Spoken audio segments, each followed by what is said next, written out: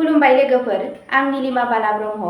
नोंथांमोनखौ एनबि ब्रह्म चेनेलाव गोजोन फुंबिलिनि बयनिसिमबो गाहाम हामलायथि बावहरग्रोनाय जाबाय।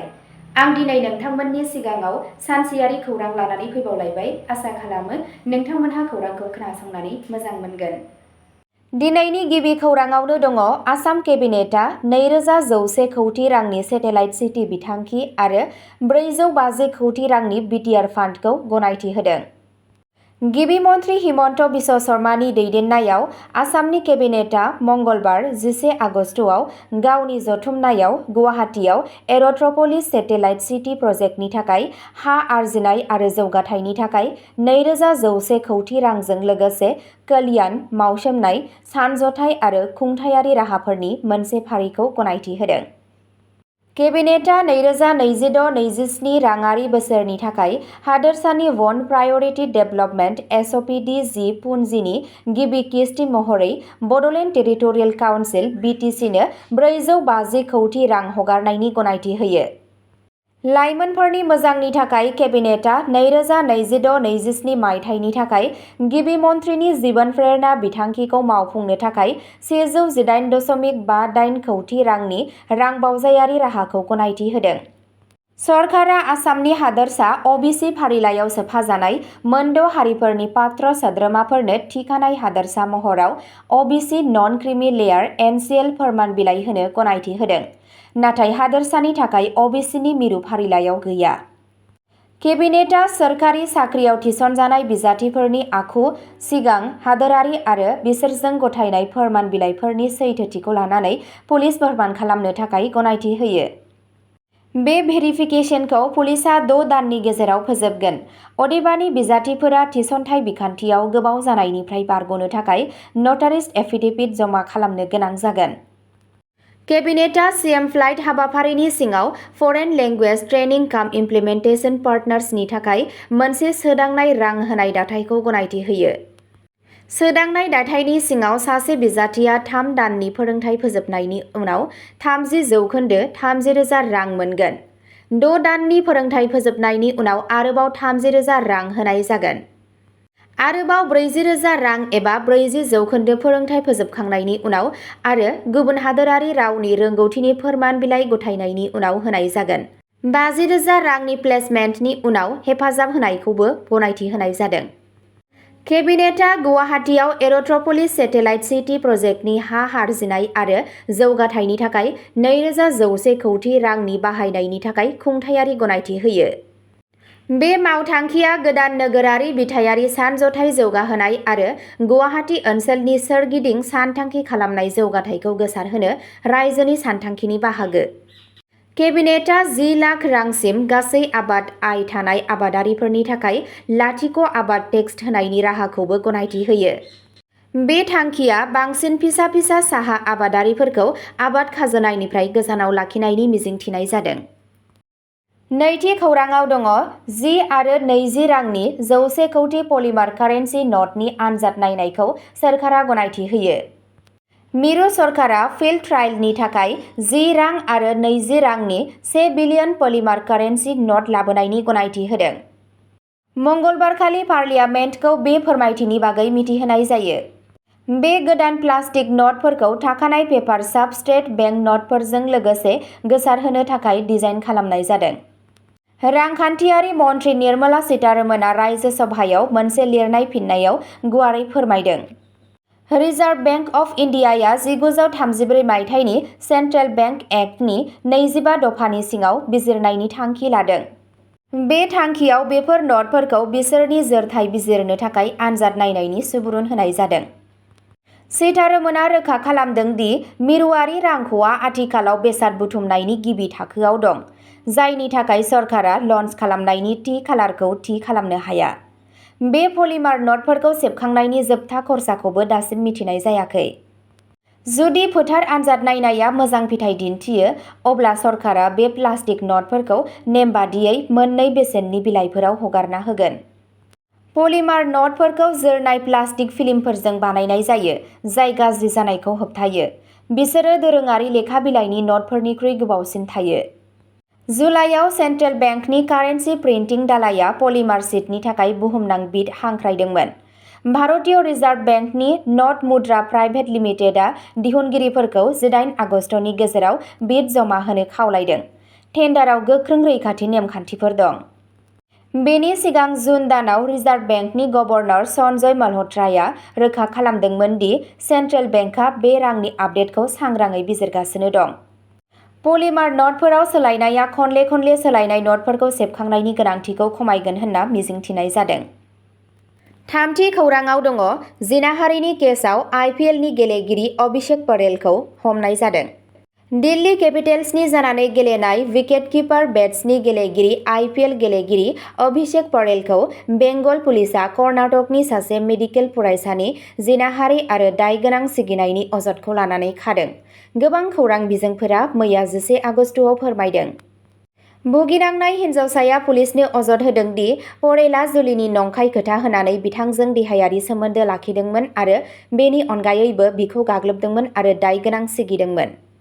बिथांनि अजदनि सायाव बिएनएस आरो आईटी एक्टनि गोबां दफाफोरनि सिङाव केस रेजिस्टार खालामनाय जादों। बेंगलनि क्रिकेट गेलेगिरिखौ इमामी सिटीनिफ्राय खानाय जायो, जेब्ला कलकाता गोजौ बिजिरसालिया मेडिकेल फरायसानि केसजों लोब्बा खालामनानै पुलिसखौ हमनो बिथोन होदों। अजद होगिरिया अजद होदों दि 2023 मायथाइनिफ्राय केपिटेल्सनि जानानै गेलेबोनाय परेलआ थांनाय 3 बोसोरनिफ्रायनो बिथांजों सोमोन्दोआव दंमोन। नाथाय थांनाय बोसोराव बिसोरनि गेजेराव फारागथि सोमजिदोंमोन, जायनि उनाव बिथाङा बिथांजोनिफ्राय गावखौ गोजान खालामनो लादों। बियो बुंबावदों दि अभिषेकआ बिखौ जुलि लानो खोथा होदोंमोन, नाथाय उनाव बियो बिखौ जुलि खालामनो गोसो गैयामोन। ब्रैथि खौराङाव दङ, आसाम आइजो आय'गआ अनलाइन कमप्लेन रेबथुमनायनि थाखाय मबाइल एप जागायदों।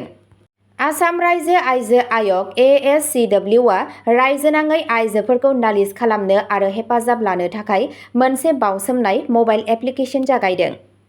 बे एप्लिकेशनखौ आसामनि आइजो आरो गथ' जौगाथाय मन्थ्रि अजन्ता निय'गआ मंगलबार 11 आगस्तआव ASCW मावख'आव खान्थियारि महरै जागायदों। बे हाबाफारिनि थांखिया आय'गनि अजद सुफुंनाय राहाखौ गोरलैसिन खालामनाय, जर'खायै गोजान गोजान ओनसोलफोराव थानाय आइजोफोरनि थाखाय एबा जायफोर थासारिजों मोगा-मोगि जानांदों, जायनि थाखाय आय'गजों देहायारि सोमोन्दो लाखिनो गोब्राब जायो, बिसोरनि थाखाय। ASCWनि मासिगिरि अंगुरलता देखा बिथाङा बुङो दि बे एप्लिकेशनखौ गुगल प्ले स्ट'र आरो एप्पलनि iOS प्लेटफर्म मोन्नैयावबो मोननो हागोन।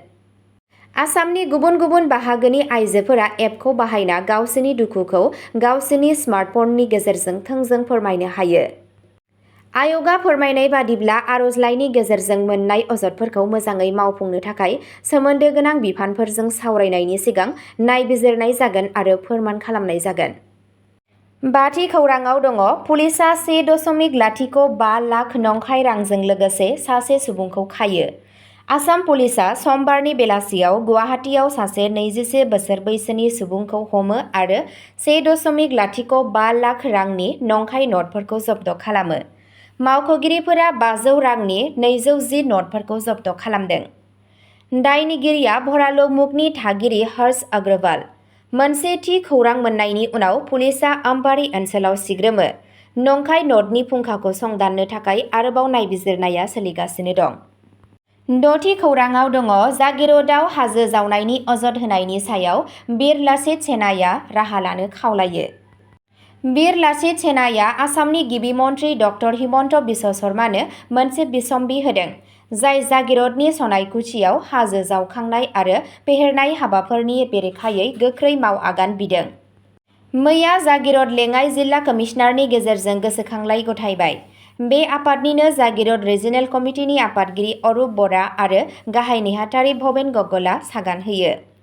आफादनि बादिब्ला, नगाव हाग्रा खोन्दोनि सिङाव थानाय सनायखुचियाव हेंथा गैयाजासे हाजो जावखांनाय आरो ब्लास्टिं खालामनाय जादों।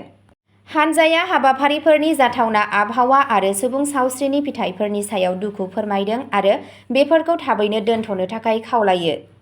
वीर लाचित सेनाया आबहावा आरो सुबुं सावस्रिखौ रैखाथि होनायनि गोनांथि दं होननानै गुवार जागिरद ओनसोलाव हाजो जावखांनाय एबा बेरफ्रुहोनाय खामानिफोरनि थाखाय गनायथि होनो एबा हा हगारना होनो नाङा होननानैबो हादोरसा सरकारखौ खावलायदों।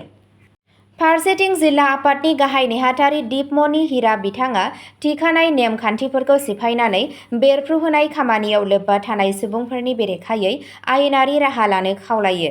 बे आफादा सरकारखौ थाबैनो नायबिजिरनांगौ आरो ओनसोलाव आरोबाव खहा जानायखौ होबथानो थाखाय नांगौथार राहा लानो खावलायदों। स्निथि खौराङाव दङ नलबारियाव साखा खबब्रै गारिया ट्रेलारजों सौग्रावनानै सासे सुबुङा जिउ खहा आरो सानै गोब्राबै जोखोम। मैया जायजाबारिनि नलबारि जिल्लानि माहारियारि राजालामा 27 आव गंसे साखा खबब्रै गारिया गंसे लाखिना दोननाय ट्रेलारजों सौग्रावनानै सासे सुबुंनि जिउ खहा जायो आरो गुबुन सानैया गोब्राबै जोखोम जायो।